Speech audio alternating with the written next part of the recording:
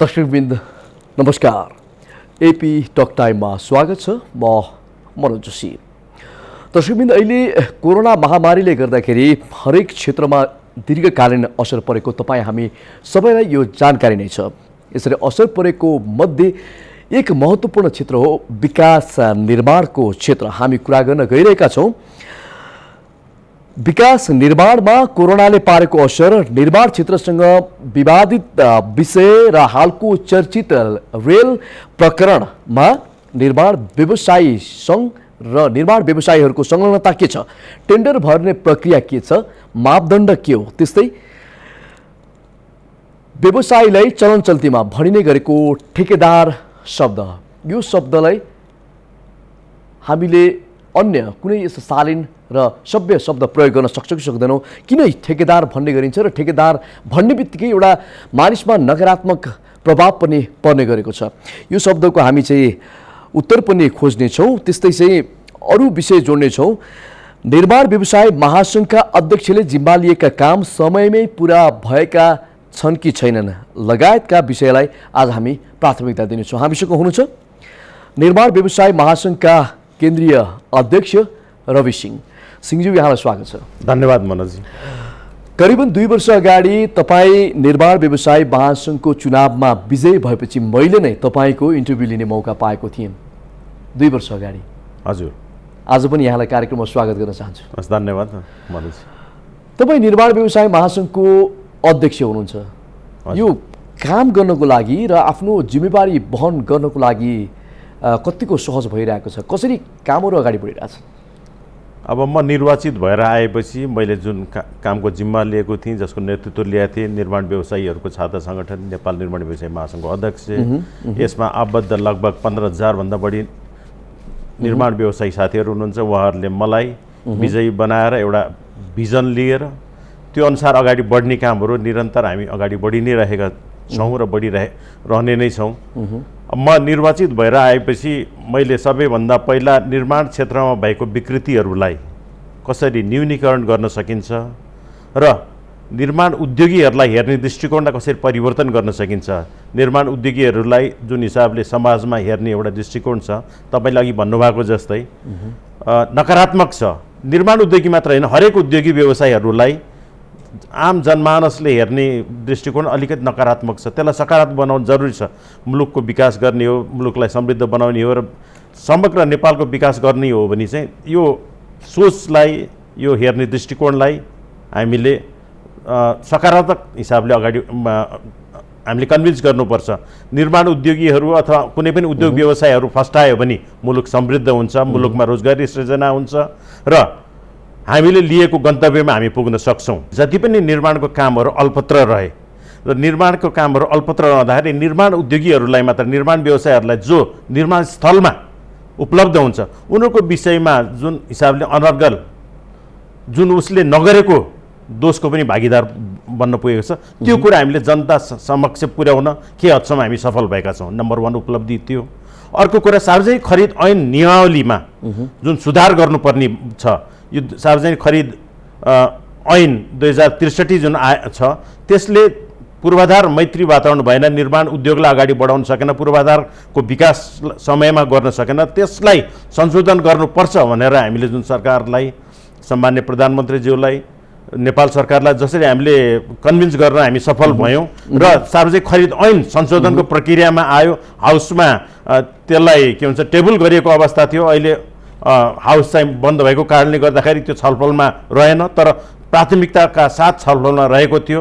त्यसलाई हामीले टेबल गर्नमासम्म पुर्याउन सफल भएका छौँ र मलाई विश्वास छ अब आउने अधिवेशनमा पूर्वाधार मैत्री सार्वजनिक खरिद ऐन नियमावली आउनेछ र देशको विकासमा, पूर्वाधार विकासमा हामीले जुन योगदान दिनेछौँ र जुन दिने हामीले अपर्च्युनिटी पाउँदैछौँ त्यसलाई सफल बनाएर मुलुकले लिएको समृद्ध नेपाल, सुखी नेपालीको जुन अवधारणा छ, अब बन्ने सार्वजनिक खरिद ऐन नियमावलीले त्यही अनुकूल सार्वजनिक खरिद ऐन नियावली आउनेछ र हामीले विकास निर्माणको काममा सहभागिता जनाएर मुलुकलाई समृद्ध बनाउन हामी अगाडि बढ्न सक्छौँ। सार्वजनिक खरिद ऐन ल्याइसकेपछि त्यसमा तपाईँहरूको विरोध चाहिँ किन? तपाईँहरू त आन्दोलनमा जाने समेत कुरा गर्नुभएको थियो, आज चाहिँ के हुँदैछ? कहाँ पुग्यो तपाईँहरूको आन्दोलन? होइन मनोजी, हामी आन्दोलनमा जाने मात्र होइन कि हामी आन्दोलनमा गयौँ पनि। 2076 वैशाख 30 गते सार्वजनिक खरिद नियावलीको 6औं संशोधन आएपछि नबुझेको कुराहरू भनिदिनुहोस्। 6औं संशोधन आएपछि के भयो भन्दाखेरि कुनै पनि निर्माण कार्यको समय अवधि 50% भन्दा बढी भयो भने त्यस्तो निर्माण कार्यको चाहिँ म्याद थप हुँदैन भन्ने जुन प्रावधान रह्यो, त्यसले गर्दाखेरि मुलुकमा भइरहेको आयोजनाहरू जुन सुचारू भइरहेको आयोजनाहरू पनि ठप्प भयो। त्यसले गर्दाखेरि निर्माण उद्योग मात्र ठप्प भयो भने कि देशको अर्थतन्त्रै ठप्प भयो। 2076 वैशाख 30 गतेदेखि लिएर 2076 फागुन 14 गतेसम्म देशको लगभग 2700वटा आयोजनाहरू चाहिँ कामविहीन भएर बस्यो। त्यसलाई काम अगाडि बढाउन सकेन। इम्प्लोयरले जुन लाइन लेभलहरू दिन सकेन, म्याद थपहरू गर्ने कुरामा समस्या आयो र देशको अर्थतन्त्रलाई नै समस्या आयो, पूर्वाधार विकासमा समस्या आयो। हामी 1 वर्ष पछाडि धक्कलियौँ र सँगसँगै अहिले 2076 पुस 14 गते 9औं संशोधन आएपछि ती कुराहरूलाई सम्बोधन भयो।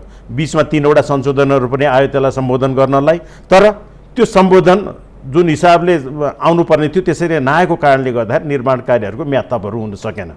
तपाईँहरूले तोकिएको समयमा काम सम्पन्न गर्नु भएन भने पनि तपाईँहरूको के म्याद थप्दै जानुपर्ने भन्न खोज्नु भएको हो कि के हो यो? निर्माण व्यवसाय, निर्माण कम्पनीको कारणले म्याद थप कहिले पनि हुँदैन, हुनु पनि हुँदैन। अन्य कारणहरूले गर्दाखेरि म्याद थप हुने गरेको छ र त्यो एकदमै गलत कुरा हो। अन्य कारणहरू हुनै दिन हुँदैन जसले गर्दाखेरि पटक पटक म्याद थप गर्नुपर्ने अवस्था सृजना होस्। अहिले के भएको छ भन्दाखेरि जुन कुनै पनि कामको इस्टिमेट गर्दाखेरि त्यसको समयको इस्टिमेट गर्ने र त्यसमा चाहिँ एकदमै व्यवहारिक इस्टिमेट गर्ने, त्यसको लागत पनि व्यवहारिक इस्टिमेट गर्ने र समय पनि व्यवहारिक इस्टिमेट गर्ने जुन गर्नुपर्ने जुन आवश्यकता छ त्यो अनुसार ध्यान नदिएको अवस्थाले गर्दाखेरि पनि यो आयोजनाहरूको म्याद थप चाहिँ पटक पटक गर्नुपर्ने र स्थिति पनि नेपालमा अहिलेसम्म पूर्वाधार मैत्री स्थिति कहिले पनि रहेन। देश जहिले पनि आन्दोलनमय रह्यो।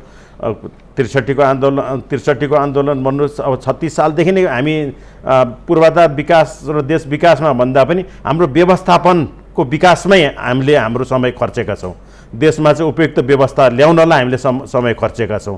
हामीले पूर्वाधार विकासको लागि मुलुकको समग्र विकासको लागि हामीले समय खर्चेन पाएको छैनौँ। तपाईँहरूको पनि धेरै दोषहरू चाहिँ बाहिर आउँछन्। समयमै निर्माण सम्पन्न नगर्नु, बन्दाबन्दैको कामहरू पनि छाडिदिनु र फेरि चाहिँ म्याद थपाइरहनु र पैसा लिइरहनु र चाहिँ आनन्दले धेरै कामहरू एउटै समयमा भ्याउन खोज्नु, त्यसमा पनि त तपाईँहरू त गल्ती त निर्माण व्यवसायको पनि त छ नि? होइन, 100% निर्माण व्यवसायको गल्ती छैन। निर्माण व्यवसाय चाहिँ सरकारको सहयोग, मैले भन्नु खोजेको सरकारले सहयोग नगरेको छुट्टै पाटो होला, तर यसमा तपाईँहरू पनि त पन्छिन मिलेन नि? पन्छिन मिलेन, हामी पन्छेका छैनौँ। हामीले गर्नुपर्ने सुधार, हामीले आफूमा ल्याउनुपर्ने सुधारको लागि पनि हामी पनि सुध्रिन तयार छौँ। हामीले गरेको कमी कमजोरी गल्तीलाई हामीले सुधार्दै करेक्ट गर्दै हामीले जानुपर्छ। र मुख्य कुरा के हो भन्दाखेरि देशको विद्यमान ऐन कानुन नियमलाई फलो गरेर काम गर्ने क्रममा हुने त्रुटिहरूलाई चाहिँ सच्याउने काम सरकारकै हो। यहाँ आफैले चाहिँ निर्माण सम्पन्नको जिम्मा लिएका सबै कामहरू समयमै सकिएका छन्? अब मैले जिम्मा लिएको अधिकांश आयोजनाहरू मैले सम्पन्न गरेको छु। केही आयोजनाहरूमा समस्याहरू छ, केही आयोजनाहरूमा समस्या नभएको होइन। त्यो आयोजनाहरूमा भएको समस्याहरूलाई निराकरण गर्न हामीले निरन्तर पहल गरिरहेको छौँ। अब अहिले भनौँ न, कुनै पनि निर्माण कार्य, एउटा 25 करोडको निर्माण कार्य 2 वर्षमा सकाउनु पर्ने छ भने त्यसमा दिनुपर्ने बजेट त 2 वर्षभित्रमा 25 करोड गयो भने त्यो सम्पन्न हुन्छ। त्यसमा वार्षिक रूपमा 3-4 करोड बजेट जाने हो भने त स्वतः त्यो आयोजना 5-7 वर्ष 8 वर्ष लाग्छ। र कतिपय ठाउँमा चाहिँ अब यो निर्माण कार्य गराउनलाई कार्यालयले पनि समन्वय नगर्ने, अन्तर कार्यालयमा समस्या आउने, अन्तर मन्त्रालयमा समस्या आउने र त्यो समस्याहरू निराकरण नगरेको कारणले गर्दाखेरि पनि आयोजनाहरू समयमा सम्पन्न नभएको अवस्था छ। मेरो मात्र होइन कि अधिकांश निर्माण कम्पनीहरूको त्यस्तो अवस्था छ। कुनै निर्माण कम्पनी, एउटै निर्माण कम्पनीले कुनै काम समयभन्दा अगाडि सम्पन्न गर्ने, कुनै काम चाहिँ समयमा पनि सम्पन्न गर्न सक्ने अवस्था किन सृजना भयो भन्ने कुराको चाहिँ लेखाजोखा राख्नुपर्छ। त्यसको एकाउन्टेबिलिटी हुनुपर्छ र सम्पन्न हुन नसकेको कारणको पहिचान गरेर यदि निर्माण कम्पनी दोषी छ भने त्यसलाई दण्डित गर्ने, होइन भने त्यस्तो कारणहरूको पहिचान गरेर आगामी दिनमा त्यस्तो किसिमको समस्याहरू नआउने, त्यस्तो किसिमको अवरोधहरू नआउने वातावरण सिर्जना गर्नुपर्छ। तपाईँलाई एउटा आक्षेप लाग्यो म्याग्दीको बेनीमा 3 तला जुन अस्पताल भवन छ 18 करोड 90 लाखमा तपाईँले निर्माण सम्पन्नको जिम्मा लिनुभएको थियो, त्यो अलपत्र छाडेर रवि सिंहले उल्टो चाहिँ हामीलाई धम्की दिने गर्छ, निर्माण सम्पन्न नगरिकन ताकेता गर्दा पनि उल्टो जे गर्छस् गर भन्ने कुरा गर्छ भन्ने कुरा तपाईँलाई आक्षेप लागेको छ, के हो यो कुरो? होइन मनोजी, त्यस्तो आक्षेप त लागेको छैन, पक्कै पनि के झुटा हुन्छ? एकदमै झुटो हो। किनभने पक्कै पनि यो बेनीको अस्पतालको विषयमा मैले पनि 2-4 पटक टेलिभिजनमा चाहिँ निर्माण कम्पनीले काम समयमा सम्पन्न गरेन भन्ने कुराहरू चाहिँ प्रसारण गरेको मैले देखेको छु, मैले पाएको पनि छु। र त्यो बेनीको अस्पताल चाहिँ समयमा किन सम्पन्न हुन सकेन भन्दाखेरि त्यो अस्पताल मा चाहिँ अर्को बिल्डिङ थियो, त्यो बिल्डिङलाई भत्काएर अरू कसैले भत्काएर अनि त्यसपछि हामीलाई ह्यान्डओभर गरेपछि त्यो काम चाहिँ सुरु हुन्थ्यो। त्यो काम त्यो भइरहेको संरचनालाई भत्काएर हामीलाई ह्यान्डओभर गर्नलाई नै लगभग 15-17 महिना ढिलो गरिएको थियो। त्यही कारणले गर्दाखेरि त्यो समयमा चाहिँ केही लम्बिन गएको, अहिले द्रुत गतिमा त्यो कामहरू भइरहेको छ। अहिले कोरोनाको पिरियडमा पनि हामीले काम निरन्तर रूपमा गरिरहेका छौँ। अहिले तपाईँको संवाददाता मार्फत त्यसमा चाहिँ प्रत्यक्ष प्रसारण पनि गर्न सक्नुहुन्छ अहिलेको स्थिति के छ र के कति कारणले, र यो समयमा काम सम्पन्न नभएको भन्दा पनि अहिले त्यो म्याथप भएको छ र म्याथपको प्रक्रिया चाहिँ एकदम जेन्युन कारण यो इम्प्लोयरकै कमी कमजोरीको कारणले गर्दाखेरि चाहिँ म्याथप गर्नु परेको अवस्था छ। यसलाई चाहिँ अब सामान्य जनमानसमा तपाईँ पत्रकार साथीहरूले त्यो कुरा बुझ्नुहुन्न। हामीले सम्झौता कहिले गर्यो, सम्पन्न गर्नुपर्ने मिति कहिले छ र त्यो मितिमा किन सम्पन्न भएन भन्ने प्रश्न उठाउनु स्वाभाविक हो। तर त्यसलाई विस्तृत रूपमा त्यो आयोजनाको चाहिँ के कति कारणले काम भएन भन्ने कुरामा अध्ययन गरेको भए अहिले यसरी जुन हिसाबले तपाईँले भनिराख्नु भएको छ कि मेरो कम्पनी सहभागी भएको निर्माणको काम चाहिँ किन सम्पन्न भएन भनेर तपाईँले प्रश्न उठाउनु भयो। तर त्यसलाई विस्तृत अध्ययन गर्नुभयो भने निर्माण कम्पनी भन्दा पनि त्यसको वस्तुस्थिति, त्यसलाई समयमा साइट उपलब्ध नगराएको कारणले गर्दा त्यो काम सम्पन्न हुन नसकेको भन्ने कुरा स्वतः तपाईँहरूलाई जानकारी हुन्थ्यो। तपाईँले त्यहाँका स्थानीय जनप्रतिनिधि लगायत सम्बन्धित निकायसँग समन्वय नै गर्नु भएन। र अर्को कुरा एउटा तपाईँलाई सुन्न चाहन्छु, तपाईँलाई पहुँचवाला निर्माण व्यवसाय पनि भन्दा रहेछन्, साँचो? अब कुन हिसाबले तपाईँले भन्नुभएको छ, म नेपाल निर्माण व्यवसायी महासङ्घको अध्यक्षको हैसियतले 17,000 निर्माण व्यवसायको नेतृत्व गर्नेको हैसियतले र मैले आफ्नो उद्योगको विषयमा, आफ्नो व्यवसायको विषयमा परेको पिरमर्का समस्या, यसमा हुनुपर्ने प्रावधानहरूलाई सच्याउनु पर्ने कुरालाई मैले पहल गर्दाखेरि सम्मान्य प्रधानमन्त्रीजीकोमा कुरा राख्दाखेरि, उप प्रधानमन्त्रीजीकोमा कुरा राख्दाखेरि, भौतिक पूर्वाधार मन्त्रीजीकोमा कुरा राख्दाखेरि, अर्थमन्त्रीजीकोमा कुरा राख्दाखेरि, मुख्य सचिवकोमा कुरा राख्दाखेरि, मैले उहाँहरूसँग छलफल गर्दाखेरि त्यसको आधारमा भन्नुहुन्छ भने त पक्कै पनि एउटा निर्माण उद्योगको, निर्माण व्यवसायीहरूको नेतृत्वको हिसाबले मैले त्यो पहुँच पुर्याउनै पर्छ। तर मैले पनि कुनै पनि मेरो पोजिसनको आडमा मैले कुनै पनि अनैतिक कामहरू र गैर कानुनी कामहरू गरेको छैन, यो कुराको म विश्वास दिलाउन चाहन्छु। कोरोना महामारीको प्रकोप छ, विश्व नै एउटा अक्रान्त भएको अवस्था छ। हामी 4 महिना लकडाउनमा बस्यौँ, त्यसपछि सटडाउन र अहिले निषेधाज्ञामा छौँ। निर्माण कार्यहरू लगायत अन्य धेरै क्षेत्रमा यसको दीर्घकालीन असर परेकै छ र अझ के हुने अवस्था ठ्याक्कै भन्न सक्ने बेला पनि अहिले छैन। र निर्माण क्षेत्रमा यहाँले भन्नुपर्दा कस्तो असर पर्यो? मनोजी, अहिलेसम्म जुन हिसाबले गत वर्षको माघ फागुनदेखि नै निर्माणको कामहरूमा धेरै ठुलो असर परिसकेको थियो। अन्तर्राष्ट्रिय स्तरबाट गर्ने निर्माणको कामहरू त गत वर्षको पुष माघ फागुनबाटै कामहरू चाहिँ लगभग स्लो नै भइसकेका थियो।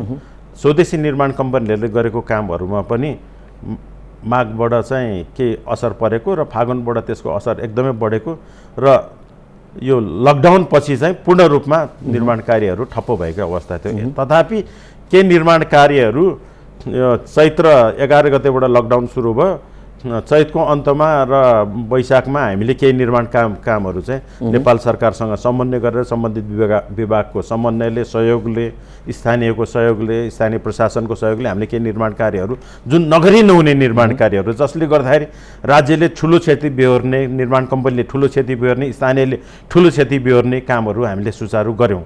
त्यो पनि हामीले ठुलो आफ्नो आर्थिक कस्ट चाहिँ हामीलाई ठुलो पर्न गयो।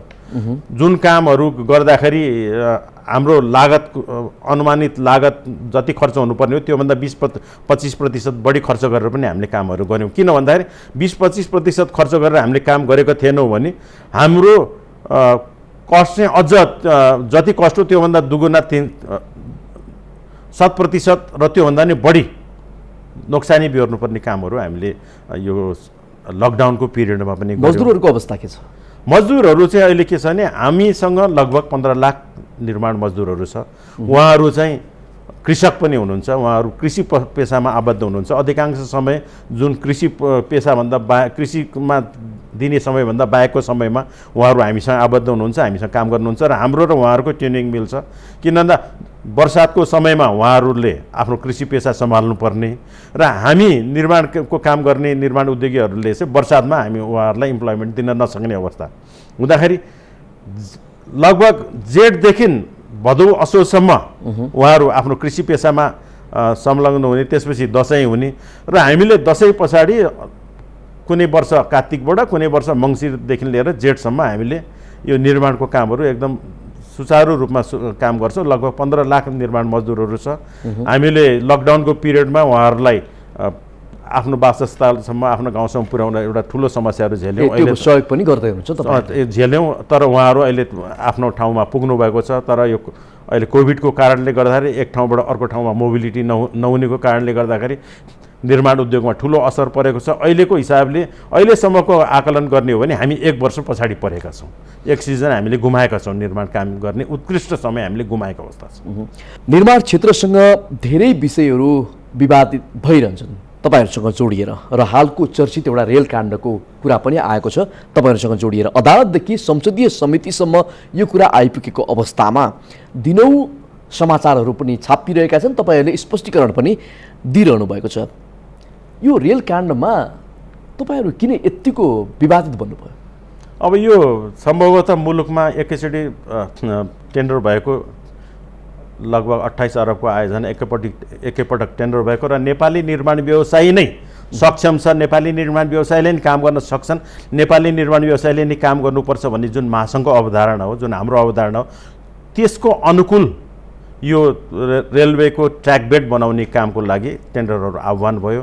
हामीले नै नेपाल सरकारलाई पटक पटक के अनुरोध गरेका छन्, सकेसम्म नेपाली निर्माण व्यवसायीहरू, नेपाली निर्माण कम्पनीहरूले लाई एकोमोडेट गर्न सक्ने, उहाँहरूले काम पाउन सक्ने वातावरण सरकारले बनाइदिनुपर्छ र त्यही अनुरूप यो रेलवेको ठेक्का निकालिएको थियो। लगभग 54वटा प्याकेज बनाइएको छ र यसमा लगभग 125वटा नेपाली निर्माण कम्पनीहरूले काम पाएको अथवा पाउने अवस्था छ। र कुनै पनि निर्माण कार्य भोलिको दिनमा रेल मार्ग चाहिँ नेपालको पूर्व पश्चिम रेल मार्ग तयार गर्नु पर्यो भने भोलिको दिनमा पनि नेपाली निर्माण कम्पनीहरू त्यसको लागि सक्षम हुने गरेर अबको 1-1.5 वर्षमा नेपालमा रेलवे ट्र्याक बेड बनाउने निर्माण कम्पनीहरू कतिवटा हुन्छ भन्दा 150वटा भन्दा बढी हुन्छ। भन्दा हामीले एकैचोटि पूर्व पश्चिम रेल मार्ग सुरु गर्छौँ भन्दाखेरि पनि अहिले जसरी पूर्व क्षेत्रमा सुनसरी, मोरङ, झापामा 3 जिल्लामा नेपाली निर्माण कम्पनीहरूले को मात्र संलग्नतामा रेलको कामहरू जुन हुन गइरहेछ त्यो एकदमै स्वागतयोग्य छ, उत्साहप्रद छ। नेपाली निर्माण कम्पनी अनुकूल छ।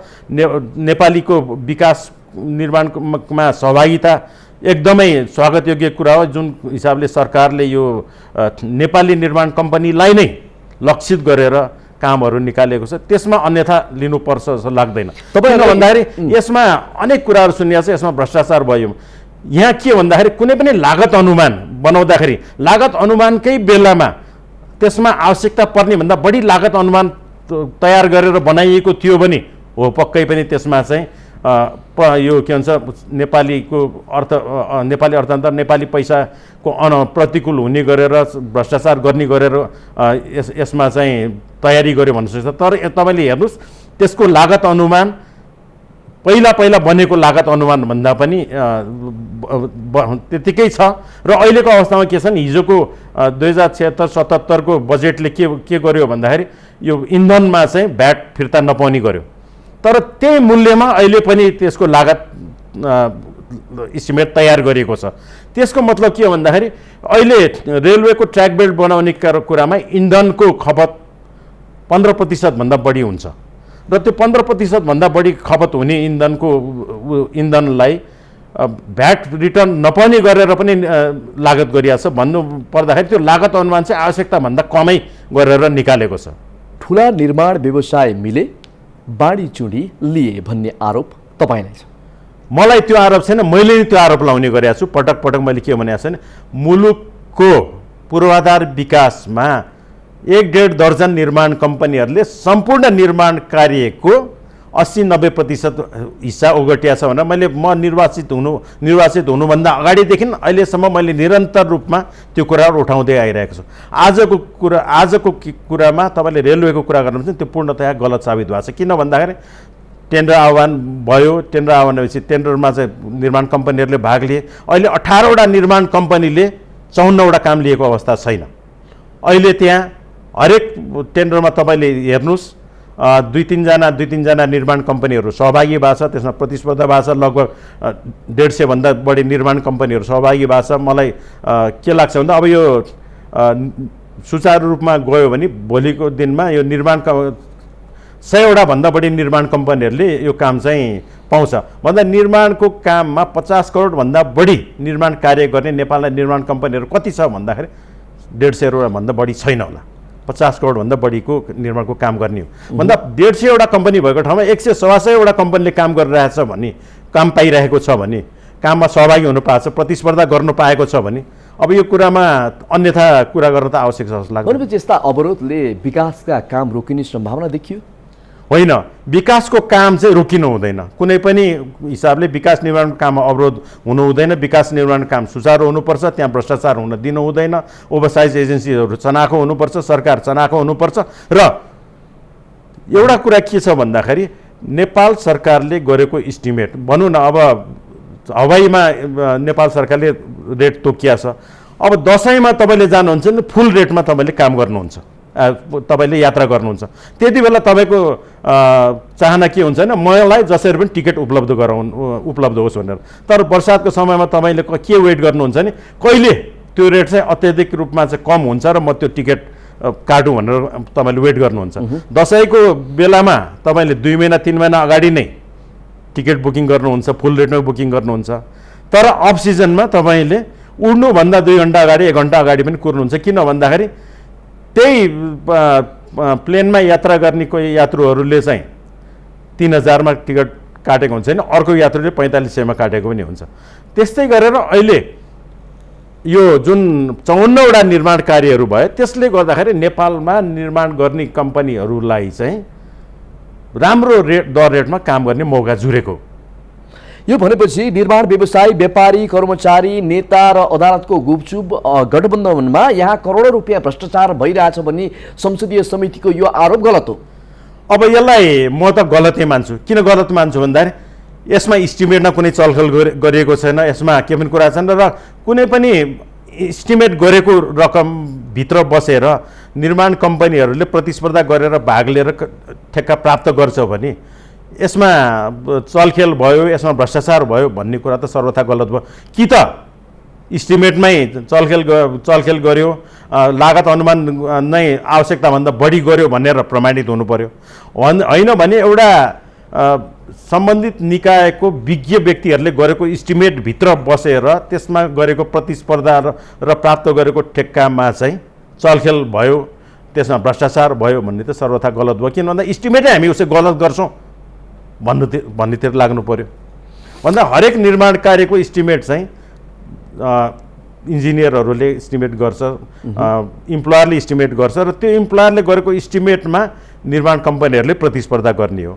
अब कसैलाई काम धेरै कामहरू छ भने कम प्रतिस्पर्धा हुन्छ, कम काम भयो भने बढी प्रतिस्पर्धा हुन्छ। अहिले धेरै कामहरू भएको हुँदाखेरि कम प्रतिस्पर्धा हुने सम्भावना बढी छ। अब एकदम छोटोमा तपाईँले अन्तिममा सिद्धाइदिनुहोस् कि विकसित मुलुकमा निर्माण व्यवसायलाई कन्ट्र्याक्टर आदि इत्यादि भनेर सम्मान गर्ने गरिन्छ। त्यहाँका नागरिकले अथवा राज्यले निकै सम्मान गर्छ। तर तपाईँहरूलाई नेपालमा ठेकेदार भनिन्छ, यो चलन चल्तीको भाषा पनि हो। यो शब्दमा के फरक त पाउनुभयो र निर्माण व्यवसायीले अहिले ठेकेदार शब्दलाई सकेसम्म पर राखेर हामीलाई एक किसिम कन्ट्र्याक्टर अथवा निर्माण व्यवसाय भनिदियोस् भन्ने चाहना पनि छ।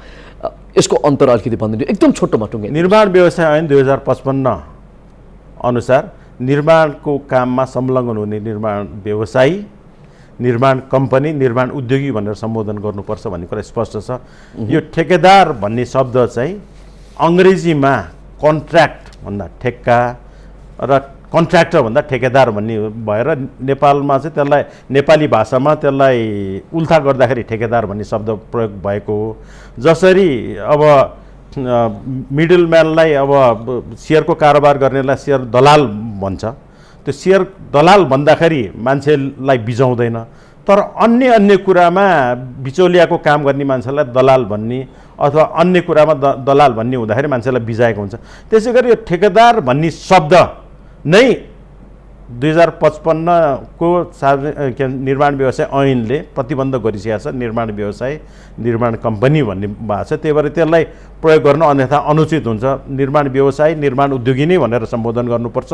र हामीले हाम्रो व्यवहारले, हामीले गरेको कामले हामी स्थापित हुनुपर्छ। हामीले जनमानसमा, राज्यमा, अन्य समुदायमा चाहिँ हामीलाई स्थापित गर्ने काम गर्नुपर्छ। हामीले हाम्रो विकृतिहरू, हामीले गरेको गलत कामहरूलाई हामीले सच्याउँदै जानुपर्छ। र कुनै पनि काम हामीले गलत गरेका छैनौँ भने हामीले त्यो जनसमुदायसम्म पुर्याउनुपर्छ, मिडियासम्म पुर्याउनुपर्छ।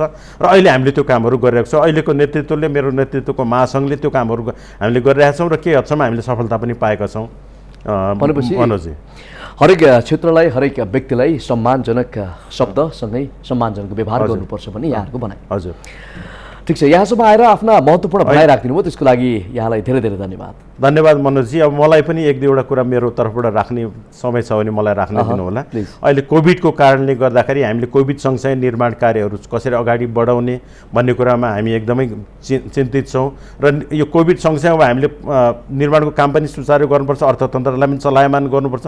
त्यसको लागि सरकारले अलिकति गम्भीरता देखाउनु पर्यो र कोभिडको प्रोटोकल फिक्स गरेर त्यसमा लाग्ने थप लागत दिएर निर्माणको कार्यहरू सुचारू गर्नु पर्यो भनेर मैले आम जनसमुदायमा, यो टेलिभिजन हेरिराख्नुभएका सम्पूर्ण दर्शकहरूमा र सरकारमा पनि अनुरोध गर्न चाहन्छु। अब कोभिड सँगसँगै निर्माणको काम कसरी अगाडि बढाउने हो, बर्सात पछाडि हामी निर्माणको काम हामीले अगाडि बढाउनुपर्छ। अहिले त यो भाद्र महिनासम्म हामी के हदसम्म निर्माण काम नहुने समय हो। र सँगसँगै अर्को एउटा कुरा पनि के छ भन्दाखेरि हामीले अब निर्माणको काममा जाँदाखेरि अहिले हामीसँग चाहिँ गत वर्षको फागुन चैतदेखि हामीले कामहरू गर्न सकेका छैन। हामीसँग चाहिँ अब पुँजी छैन। त्यो पुँजी निर्माण गर्नको लागि हामीले सरकारसँग अनुरोध कसरी गरेका छौँ भन्दाखेरि हामीले जुन 5% हरेक रनिङ बिलबाट धरोटी बापत काटिएको रकम हुन्छ, त्यो 25 अरबभन्दा बढी छ। त्यो रकम हामीलाई ब्याङ्क ग्यारेन्टी हामी दिन्छौँ। त्यो ब्याङ्क ग्यारेन्टीको एगेन्स्टमा त्यो रकम हामीलाई फिर्ता गरिदियो भने हामीलाई निर्माणको काम फेरि सञ्चालन गर्न हामीलाई सहज हुन्थ्यो। त्यसले गर्दा मुलुकलाई पनि फाइदा हुन्थ्यो, अर्थतन्त्रलाई पनि फाइदा हुन्थ्यो। हाम्रो सप्लाई चेनलाई हामीले गत वर्षदेखि भुक्तानी गर्न सकेका छैनौँ। हाम्रो कतिपय मजदुरहरूलाई हामीले पूर्ण रूपमा भुक्तानी गर्न सकेका छैनौँ। त्यसको लागि सरकार संवेदनशील भएर एउटा प्रोटोकल फिक्स गरिदिनु पऱ्यो। अर्को हामीलाई पुँजी निर्माणको लागि सहयोग गरिदिनु पऱ्यो। सरकारले त्यो हाम्रो 5% धरोटी फिर्ता गरिदिनु पऱ्यो। र हाम्रो निर्माण उद्योगमा 341 अर्ब रुपियाँ हामीले ब्याङ्कबाट कर्जा ल्याएको छौँ। त्यसमा 10-15% थप चाहिँ सहुलियत ब्याज दरमा चाहिँ हामीलाई कर्जा उपलब्ध गराएर हामीलाई आवश्यक पर्ने 65 अर्ब रुपियाँको चाहिँ जो सरकारले गरिदिन हामीलाई सहयोग गर्नु पर्यो भनेर म तपाईँको यो यस टिभी मार्फत अनुरोध गर्न चाहन्छु। धन्यवाद। धन्यवाद। दर्शकवृन्द, आज हामीले कुराकानी गऱ्यौँ नेपाल निर्माण व्यवसायी महासङ्घका केन्द्रीय अध्यक्ष रवि सिंहसँग। AP1 हेर्दै गर्नुहोला। नमस्कार।